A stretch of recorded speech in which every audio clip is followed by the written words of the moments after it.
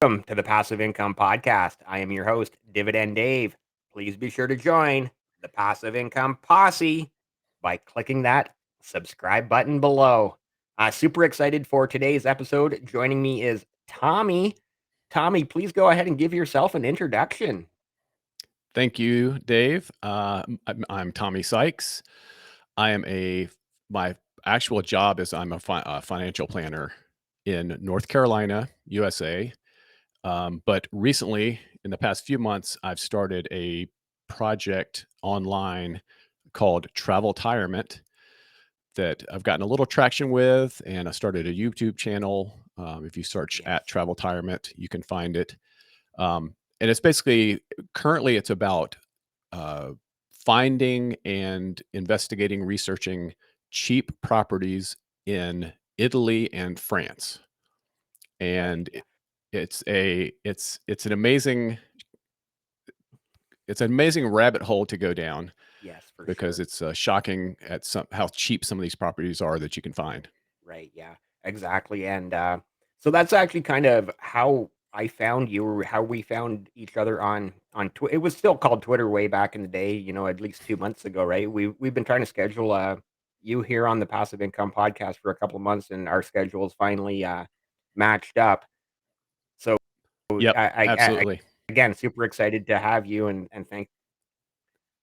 Yeah, your My YouTube pleasure. channel is incredible. I've watched several of those videos, and you're right. You're looking at these places in Italy and France, and for the most part, they're under 200,000 US dollars, but there's some places that are way less than that, like, 30 to 50,000 US dollars, right? Yes, absolutely. And I think on the YouTube channel, which is, it's gotten a little bit of traction. I think I think there's a lot of pent up demand.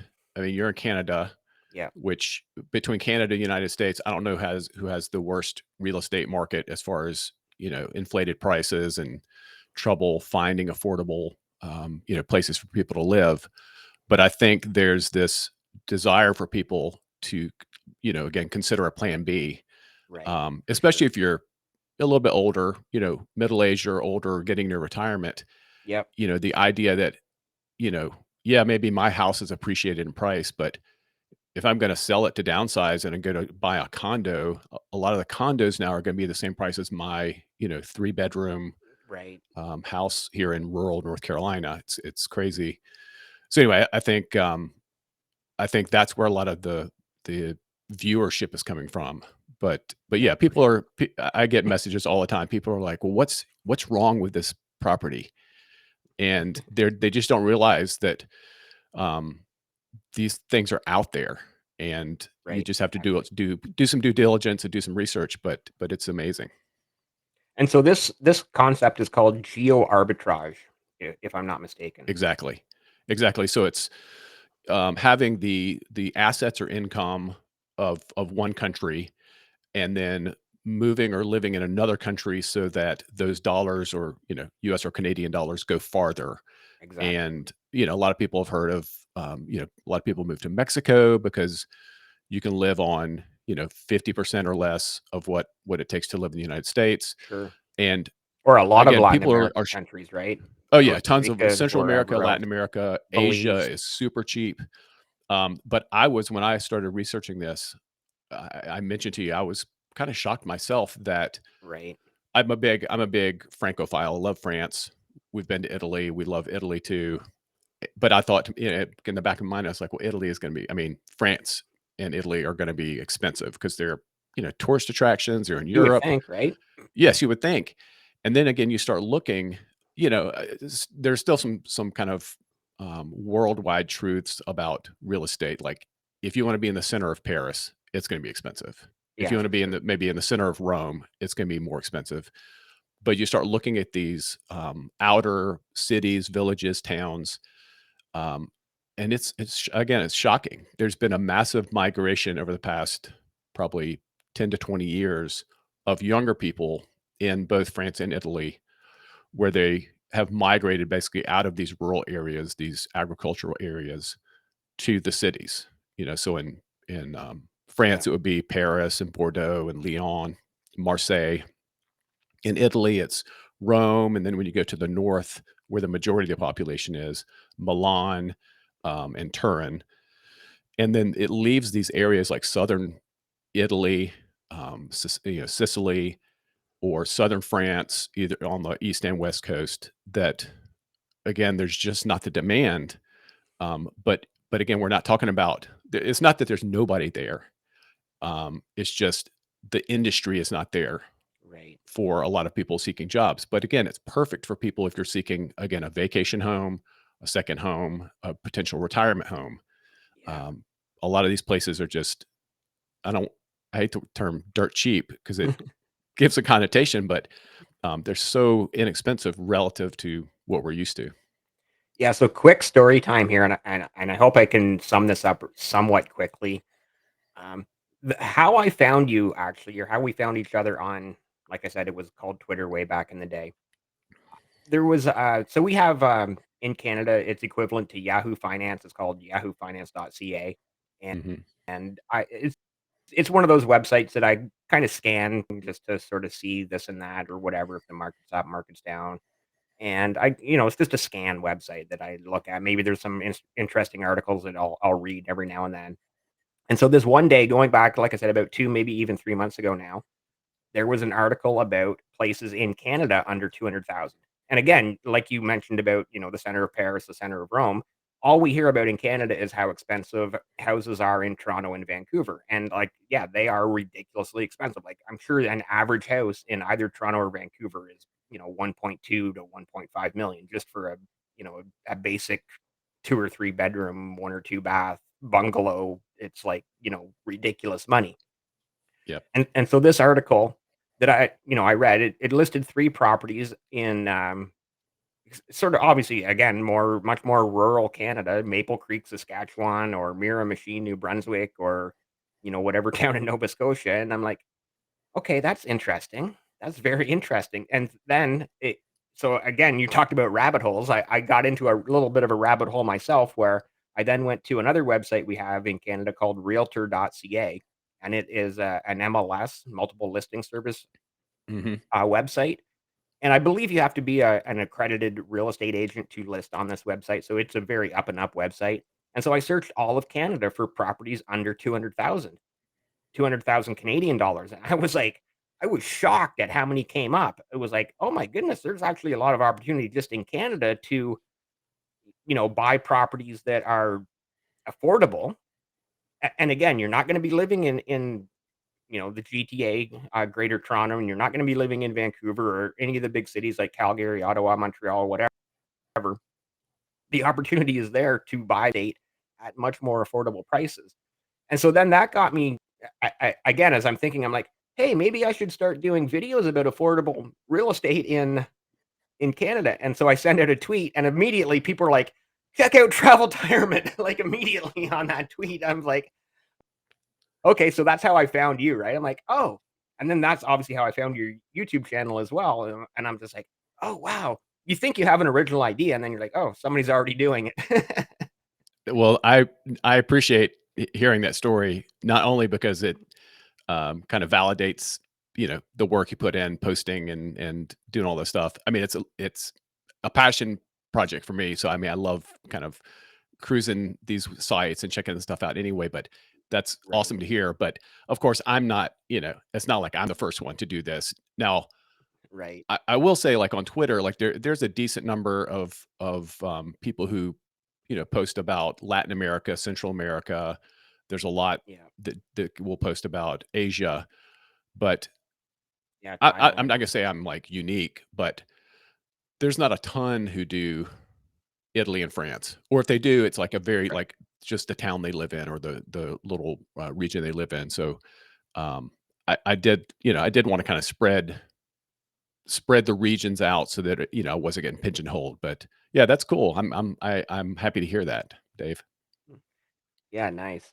Yeah, and so like I said, I was kind of shocked because again, in Canada, all the media, and I'm sure it's probably similar in the US where you hear about how expensive real estate is in the big cities. I'm sure real estate, well, I know in like New York and LA, it's ridiculous, and I'm sure Miami and Chicago and other big cities, Dallas, they all have to be expensive, Yep. right? Like they just have to be. Yep. And there's probably places in rural, uh, United States as well that might be affordable or reasonable if you're willing to live in sort of, off the beaten path types of locations. Yep, exactly. That is definitely true, and again, I'm not saying these things aren't available in the United States, but there's something again, if you like Europe, particularly France or Italy, there's something kinda unique about the architecture, and you can you can literally find, a little, townhouse located in a village that was, started in the 1850s, and it's still Right. standing, I mean, it's got, like, 2-foot thick stone walls, and, again, sometimes they need some TLC you know, to get up to a standard, but, um, that versus, a super cheap house, like, around me, if you were gonna go, again, under 100,000,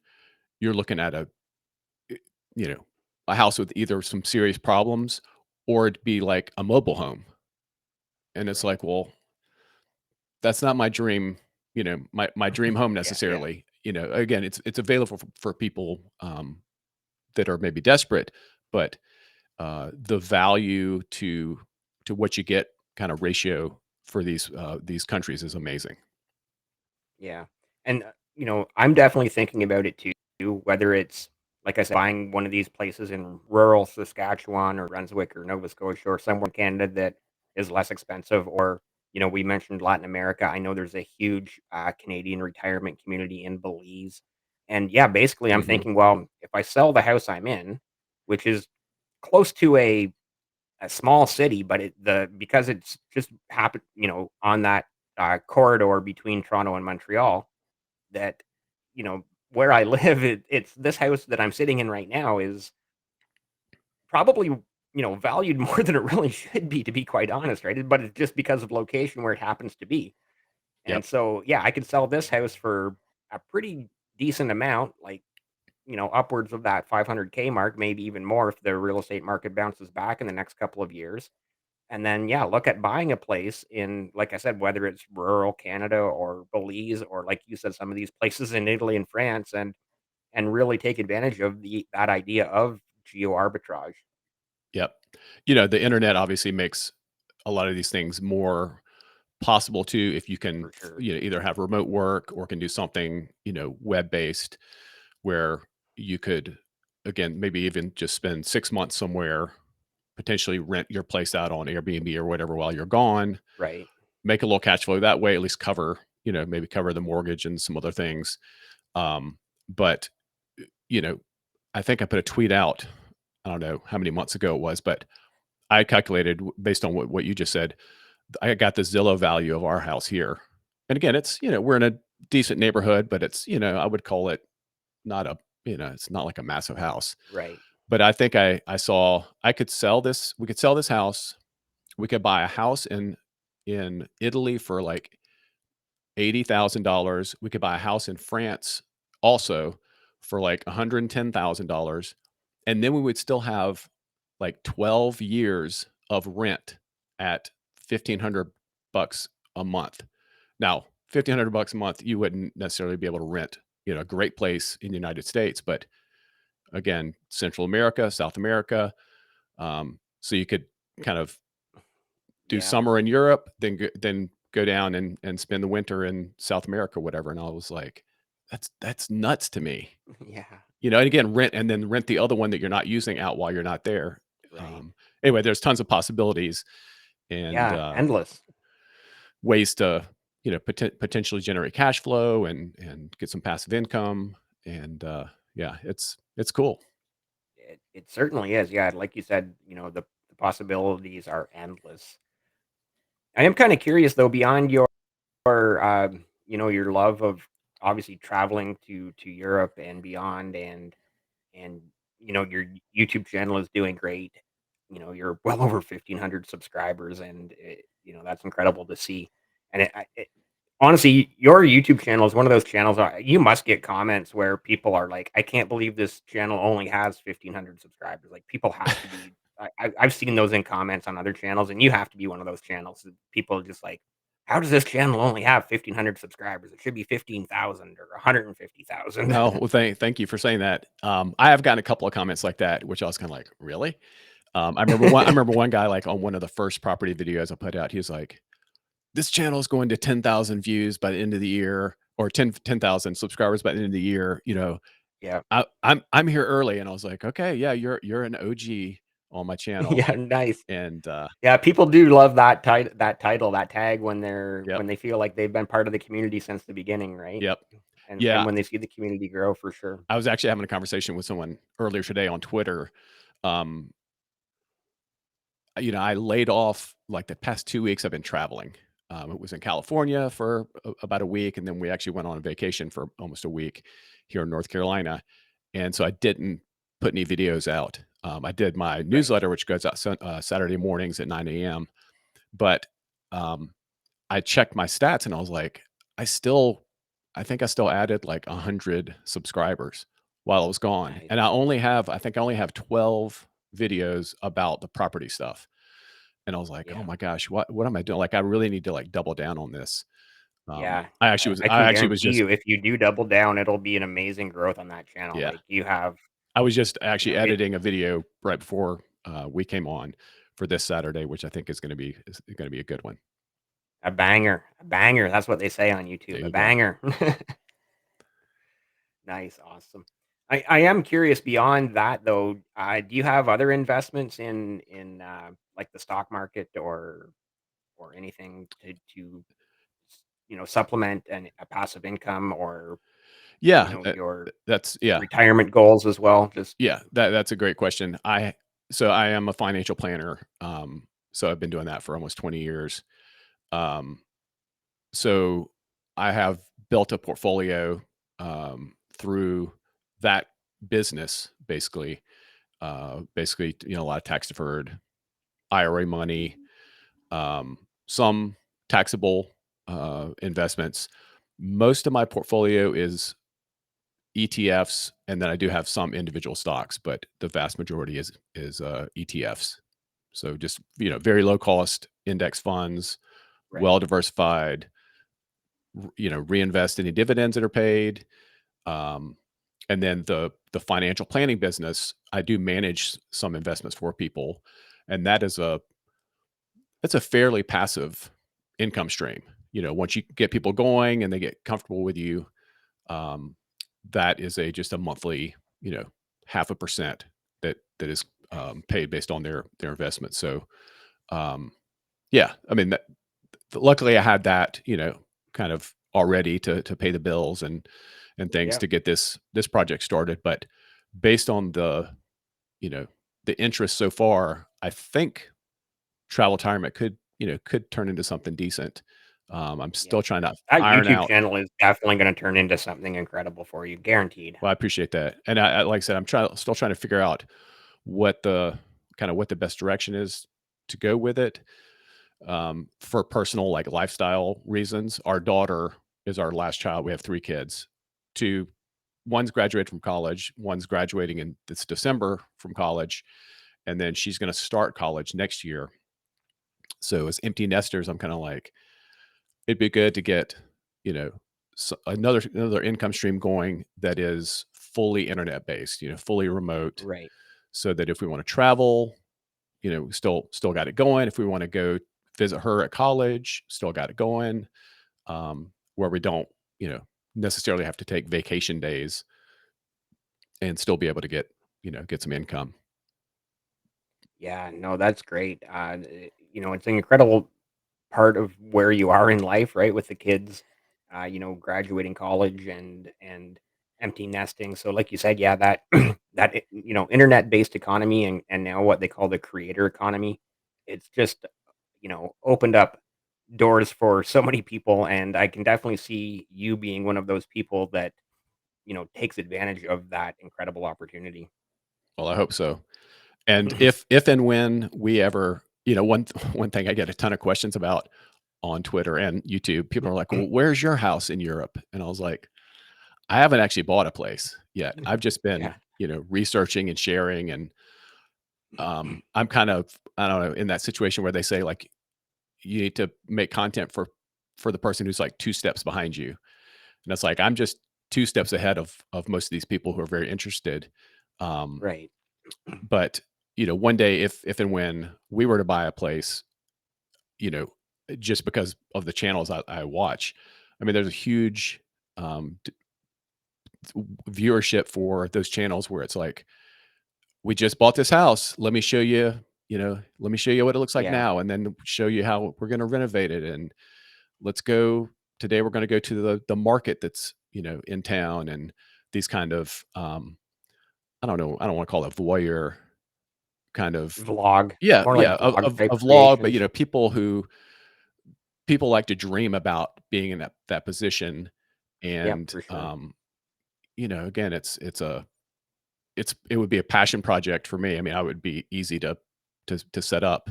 I'm not Yeah. sure exactly how the best way to monetize it would be, but um, we'll see.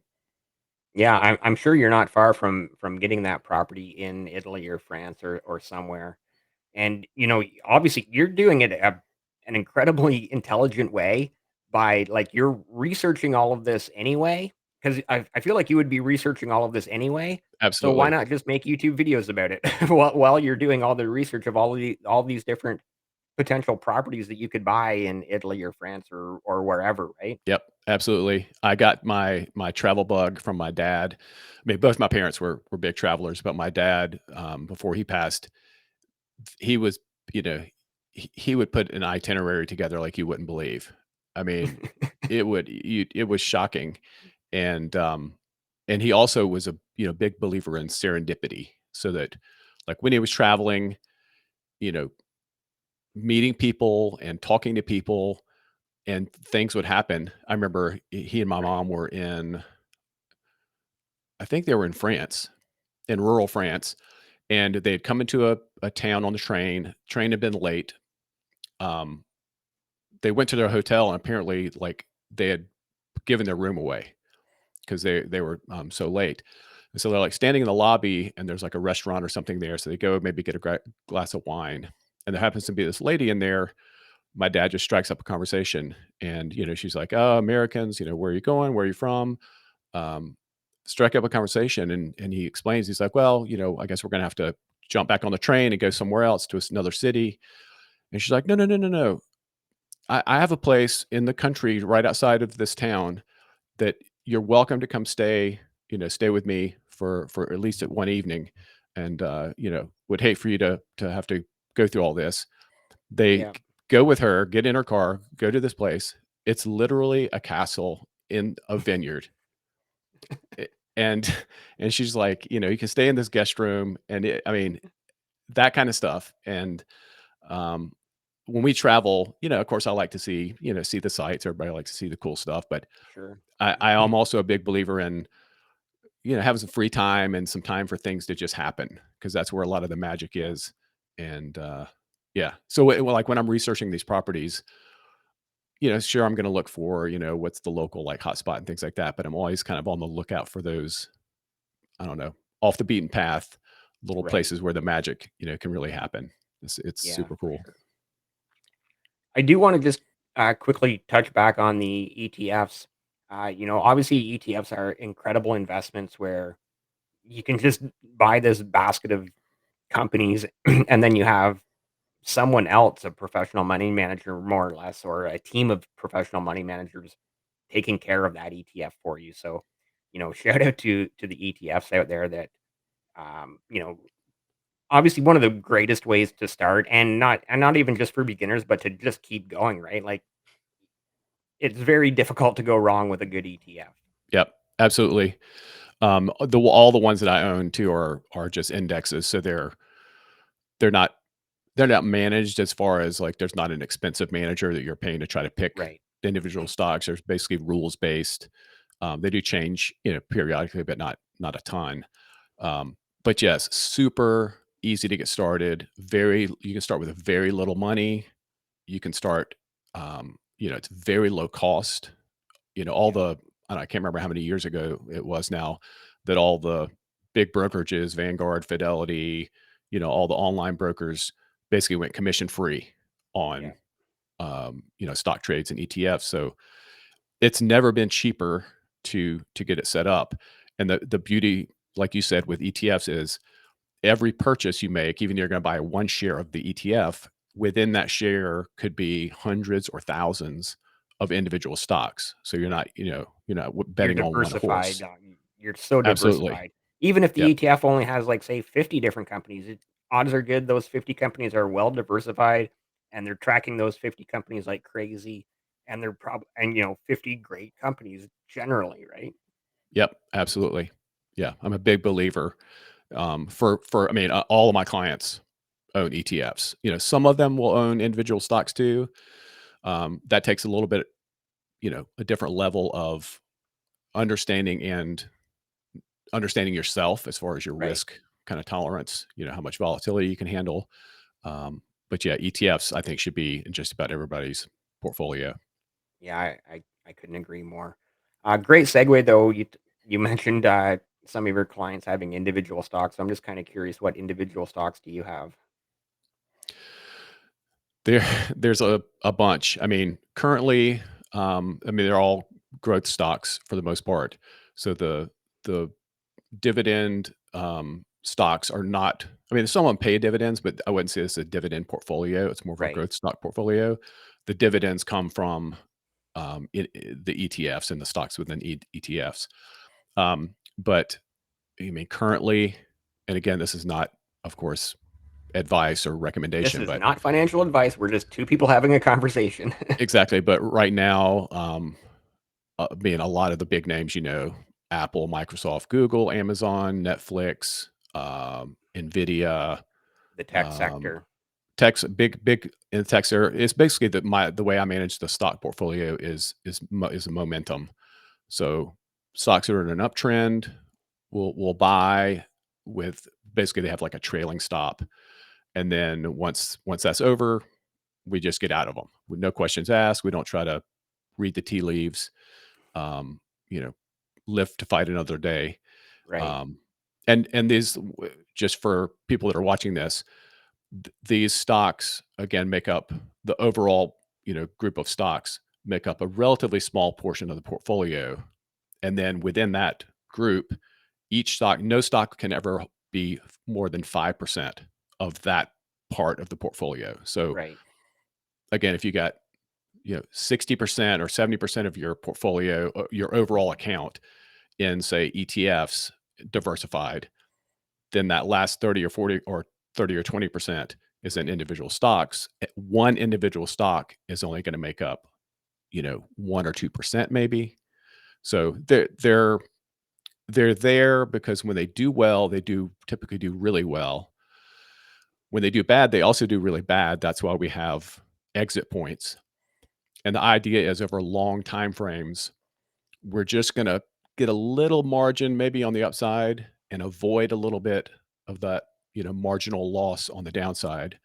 Um, it seems to have worked well. And I think psychologically, I think people like the idea that a part of their portfolio, regardless of how bad the market does, could actually go to like 100% cash.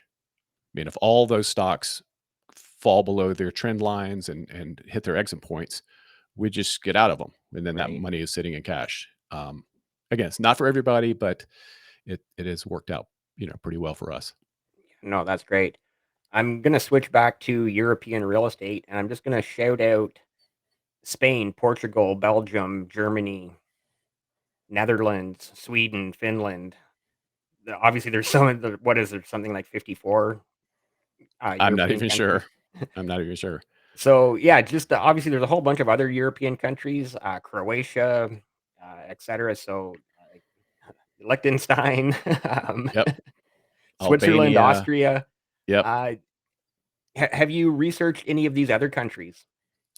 I haven't, and I got when I first kind of got a little traction with this, I got a ton of people saying, "Ooh, I like that, that place in Italy, but I'm really more interested in Portugal." Right, Or, "Wow, that place in France is amazing, but my heart is kind of set on Spain." And I've researched it a little bit, but I think just part of it for personal passion so that I can keep doing this, day in, day out. And also because I don't, when and if I turn it into an actual service where I'm helping people either build, like financial or retirement plans around purchasing properties and what the costs are involved and how the taxes work and all that kind of stuff. Right. I don't. I've gotten to the point now where I think I don't want to spread myself too thin, where I don't feel like I can add kind of maximum value. Yeah. So at this point, um, I think I might just stick with France, rural France, and Italy. Italy is super popular too. I mean, when I do Right. an Italy video on YouTube, it's like automatic, views. France, not quite so much, but I think the people that have checked out the France videos more are maybe a little more. I don't want to say a little discerning, or maybe they have a little more money, Hmm. just because it is a more expensive country.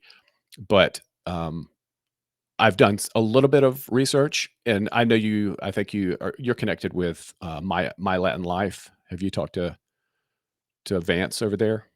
No, I don't think I'm familiar with that Yeah, person. my Latin Life on Twitter. You should check him out.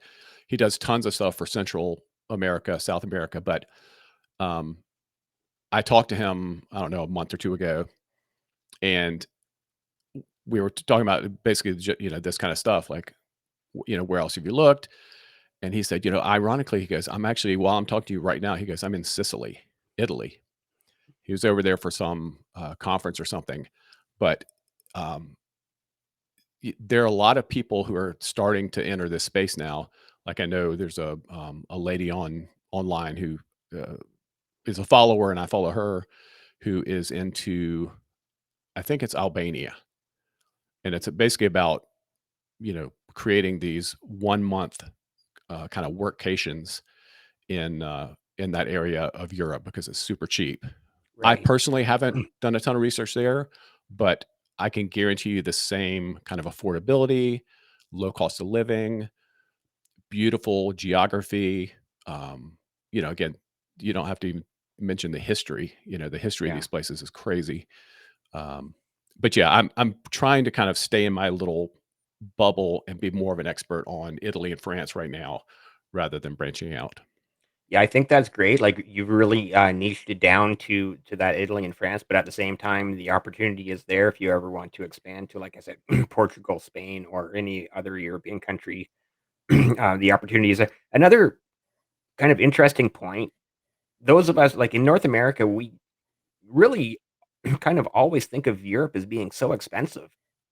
But I think a part of that is because we think of places like, London and Paris and Rome and uh, Madrid in Spain and again these big cities and of course and I'm not just talking real estate. Obviously the flight to get there is going to be expensive, but even just to go for say a 2-week vacation, we generally think of Europe as being a very expensive place to visit. At least I always have in my life, and I think a lot of North Americans are in that same category. Yep, I agree. And I mean, that is true in some respects. There's one thing I call the Swiss effect. And it seems like the further you get away from Switzerland, the cheaper it gets. Right. Now, when you go north of Switzerland and you start hitting like the coastal, Amsterdam and Copenhagen and Berlin and that, of course, there's like a, I don't even know what the principle is called. If you're trying to be in the center of a big city, popular city, by by definition, supply and demand, things Right. going to be more expensive. But even like Germany, like I think in my mind, like Germany is kind of expensive, relative to Europe. But even rural Germany, out in some of the beautiful countryside, in some of these smaller towns or villages, it's very affordable. Again, not like southern Italy necessarily, but it's, again, you have to do a little research, and before you commit it to anything, you'd certainly wanna go do kind of like a test drive, Yeah. go live there for a couple weeks, shop in the local markets, kind of track your prices, and, meet some of the people there and talk about some of the, I don't know, kind of normal life things that you would wanna know about. But yeah, it's pretty amazing. Again, you get Paris is super expensive, most of Switzerland, super expensive. Again, the center of very popular cities, gonna be pretty expensive. Right. but And that that still that goes leaves right that. back to exactly what we were saying about North America, right? Toronto, Vancouver, Miami, New York, Los Angeles. Yep. If you're in these big cities, big popular cities, it's gonna be expensive. Yep. But you go out into rural Ohio or Indiana or, um, you know, I'm sure there's even places in rural California where it's, Right, you know, it's way more affordable than, again, the LA basin or San Francisco area. I mean, those are like it's just nuts how right. expensive it is. I'm very curious too, going back to Italy, like, you mentioned how Southern Italy is affordable and reasonable, and, Hmm. I always obviously think of, Southern Italy as, like, Mediterranean. Obviously, it is right on the Mediterranean, and you're thinking, like, these beautiful coastal towns and beaches and, the beauty of you know, the warm weather and everything of the Mediterranean, and so I'm kinda shocked to hear you say that Southern Italy is less expensive than Northern Italy. Yeah, it is. I was a little surprised about that too. Um, yeah, I mean, it's much more affordable. Again, if you That's shocking, the majority of the population of Italy, besides Rome was obviously the biggest city. right? Um, but the kind of like industrial and where the jobs are, if you're not in tourism, like in Rome, the jobs are in Milan, which is the second biggest city, and surrounding areas, and then Turin, which is kind of like going Yeah, towards France from that northern Italy. Um, those are like, again, you can still find some relatively inexpensive places. If you go outside the city just a little, right. but yeah, but southern Italy, there's actually 8 regions, and I'm not going to be able to remember them all right now, but there's 8 regions basically on the kind of starting on the east coast across from where Rome is, and then going down towards the boot Mhm. and including Sicily. There's 8 regions there where if you buy property and move to a city or town, I should say, in Italy that has less than 20,000 people, which a ton of these like beautiful hilltop towns, Right. they're going to have 5, 7, 10,000, which is plenty of people. I mean, there's going to be bars and restaurants and shopping and all that stuff. Yeah, But you can move to these places, and if you were to become a resident, so you'd have to apply for a residency visa. They have a flat 7% income tax to live in these places. And the thing is, they're trying to incentivize foreigners to come, not only buy properties that are maybe vacant or would be nice fixed up, but then come stay there and spend your money on the local goods. Whereas like you go north, that's not an option. There's no right. tax benefits to doing that in northern Italy. Now the cost of living might still be lower than US or Canada, but you don't get that tax benefit. That is interesting. So just quickly, Turin, home of the 2006 Winter Olympics. Milan obviously is mm, very well known for Fashion Week in Milan, and of Absolutely. course, Rome is known for the history of the Colosseum and all of the history surrounding Rome and the Roman Empire, obviously. So, just a couple quick little nuggets of information about the places we've mentioned. I'm gonna pull up your YouTube channel here for those watching on YouTube on video. We've obviously talked about your YouTube channel quite a bit, and so yeah, you can find Travel Tirement on YouTube. As you can see there, I have subscribed, so make sure you hit that subscribe button when you're over there. The link will be in the description below. Is there anything more you want to say about your YouTube channel? No, I currently kind of the schedule is to put out 1 video per week. I've kind of, if you can, yeah, Yeah, as you can 1 see month from the, ago. yeah, as you can see from the thumbnails, I kind of follow a similar pattern where I not only do I profile a cheap property in a cool place or what I think is a cool place, um, and I'll show you again the listings, the property listings. I'll show the pictures of the interior and all that stuff and talk about it.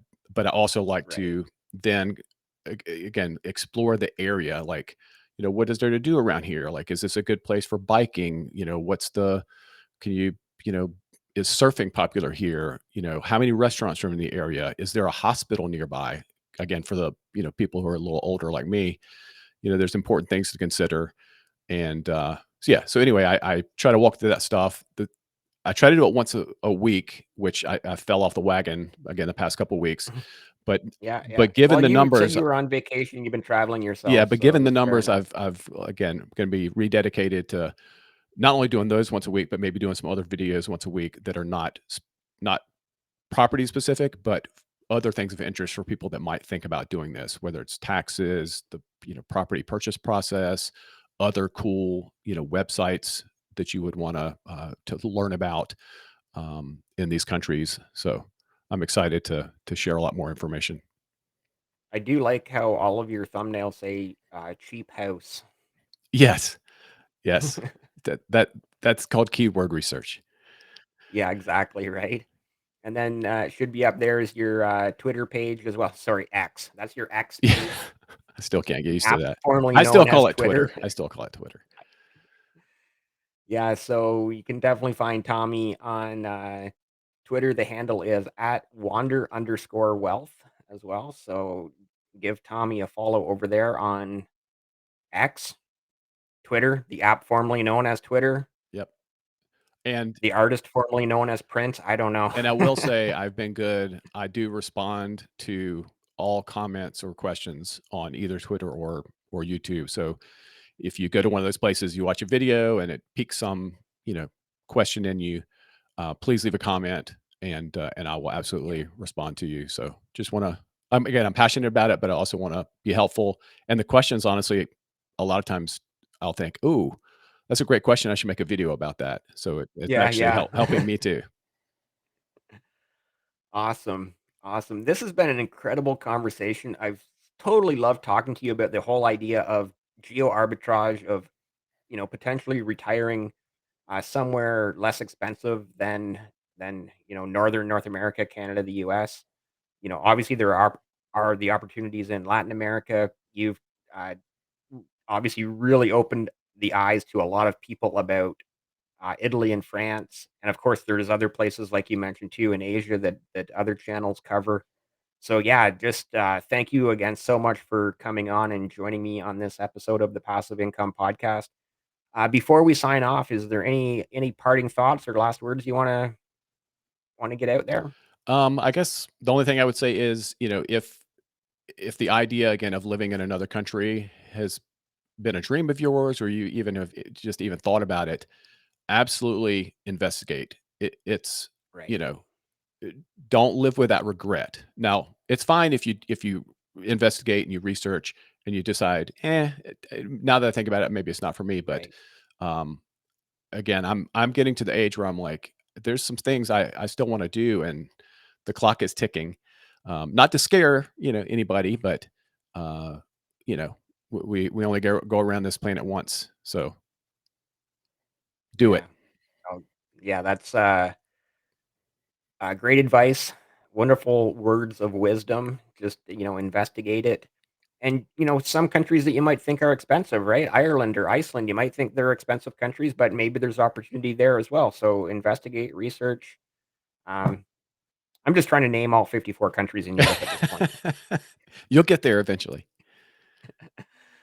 Okay, that is awesome. Again, I totally appreciate your time, and it's been an incredible conversation. Thank you so much for being here on this episode 99 of the Passive Income Podcast. But technically, you are guest 100 because I had Lanny and Bert from Dividend Diplomats on one show together, so they were a two for one deal. Nice, So episode 99, but nice. technically you are guest number 100. That is amazing. I feel like I've won something special. Yeah. Oh, yeah.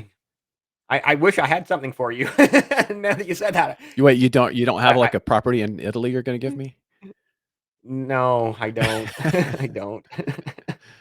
No, thanks for having me on. I appreciate it, Dave. Awesome. Yeah, thank you so much. And with that said, if you're still here 45 minutes later, please be sure to hit subscribe.